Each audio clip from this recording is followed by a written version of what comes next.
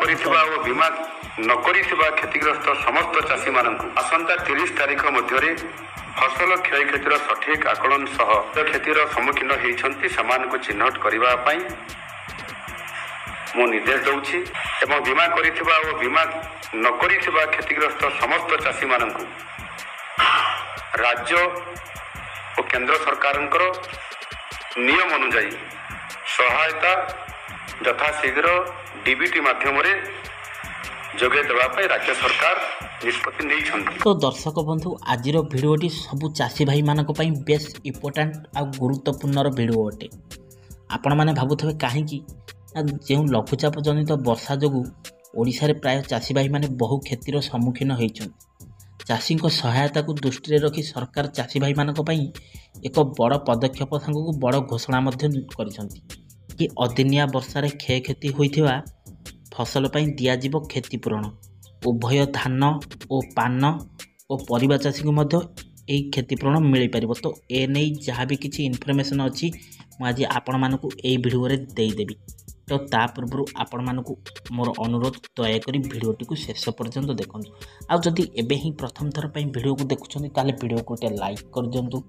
ଆଉ ତା ସଙ୍ଗେ ସଙ୍ଗେ ମନୁଆ ନନା ମନିରାଇଟ୍ ଚ୍ୟାନେଲକୁ ଏବେ ହିଁ ସବସ୍କ୍ରାଇବ୍ କରି ପାଖରେ ଆସୁଥିବା ଘଣ୍ଟି ବଟନକୁ ଅଲ୍ରେ ଦବାଇ ନିଅନ୍ତୁ। हेलो फ्रेंड्स नमस्कार जय जगन्नाथ मु मनुआ आपको स्वागत करुँची आज आउ एक नुआ दमदार भिडियो। तो दर्शक बंधु जहाँकि सूचना आसी वर्तमान चाषी बड़ घोषणा जहाँकि यही घोषणा किए ना नूतन मुख्यमंत्री मोहन चरण माझी जहाँकि वर्षार क्षयक्षति नहीं मुख्यमंत्री भी कले बड़ घोषणा जहाँकि बीमा थाउ कि न थाउ चाषी को एणिकी मिल पार सहायता जो मानकर जहाँकि यही अदिनिया वर्षार क्षयक्षति होती से प्रधानमंत्री फसल बीमा करूँ अबा न करूँ समस्त की मिल पार सहायता राशि एवं बीमा करिथिबा ओ बीमा न करिथिबा क्षतिग्रस्त समस्त चाषी मानकु राज्य और केंद्र सरकारଙ୍କର नियम अनुसार सहायता यथाशीघ्र डीबीटी माध्यमरे जोगे देवा ପାଇଁ राज्य सरकार निष्पत्ति नेइछन्ति। तो जहाँकि अदिनिया वर्षार क्षयक्षति होइथिबा फसल पई दियाजिबो क्षतिपूरण उभय धान सह पान और परिवा चाषी को मध्य मिलिबो क्षतिपूरण।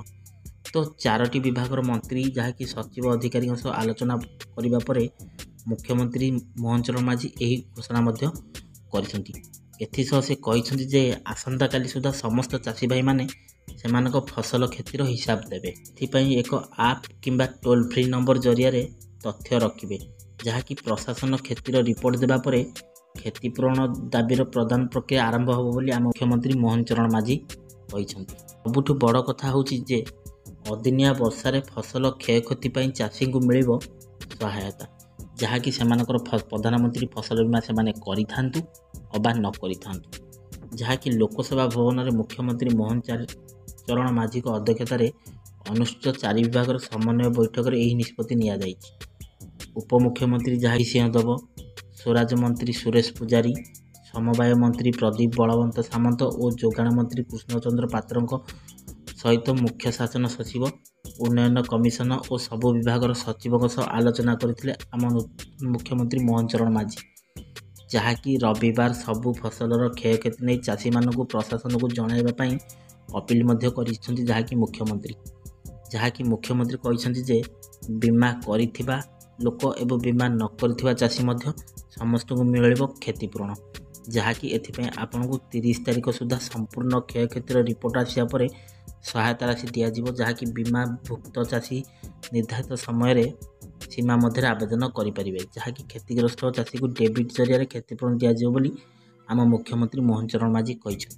एवं बीमा करिथिबा ओ बीमा न करिथिबा क्षतिग्रस्त समस्त चाषी मानकु राज्य और केंद्र सरकारଙ୍କର नियम अनुसार सहायता यथाशीघ्र डीबीटी माध्यमरे जोगे देवा ପାଇଁ राज्य सरकार निष्पत्ति नेइछन्ति। जहाँकि सेपटे प्रधानमंत्री फसल बीमा योजना रे राज्यर प्राय 1,26,000 चाषी क्षतिपूरण पर आवेदन करिसेंति। धान सह पान हो बा परिवा हो चाषी एथिरे समस्ते अंतर्भुक्त हेबे जहाँकि चाषी भाई माने क्षयक्षति नहीं जो तथ्य देवे से ही आधार से जहाँकि प्रशासन रिपोर्ट नहीं बीमा कंपानी सह आलोचना करा जिवो।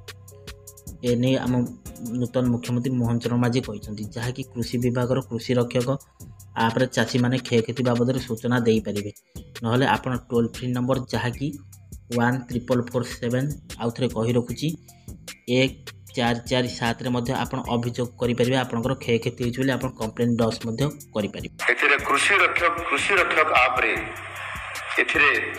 आम टोल फ्री नंबर 14447 ये नंबर रे फोन करी आसंता काली रविवार भितर पंजीकृत करने को आपण जरिया निवेदन करुच्ची। समस्त चाषी भाई माने पंजीकृत करें निश्चित भाव में से अंतर्भुक्त हो पारे और तापर समस्त प्रकार आकलन कलापर समस्त क्षय क्षतिर किभली भाव से सरकार थारू तांकर समस्त प्रकार साहाय्य पाई पारिबे से सरकार चाषी मान को निवेदन करुछंती।